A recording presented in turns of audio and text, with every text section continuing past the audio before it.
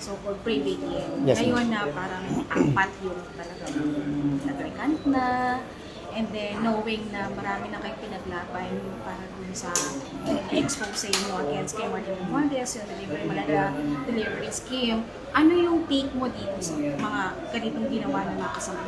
Sa akin, ma'am, bilang team leader nila, masakit para sa akin. Kasi unang-una, since nung lumabas kami, talagang napag-usapan namin, ma'am, na kahit anong mangyari, walang kakalas. Kasi lahat ng mga binitawan namin o lahat ng mga pinahayag namin ay totoo lamang. Itong inilabas namin, laban ito para sa bayan. And alam nyo from the start, na malalaking tao talaga yung hihipain ng mga expose. Yes, ma'am, alam namin yan. Kaya nga sabi nga namin, kahit gaano kalaki o gaano katibay itong mga taong binabangga namin, kailangan natin banggain to. Kasi kung hindi natin isuwalat to, walang mangyayari sa bayan natin. Ngayon, sir, anong nararamdaman mo kung sa apat na talaga?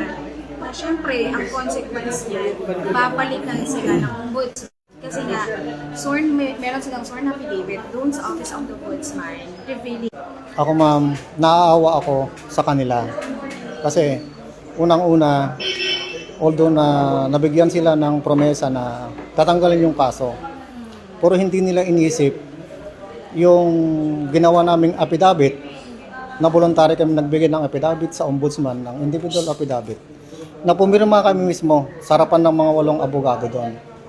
So hindi kami pinilit doon.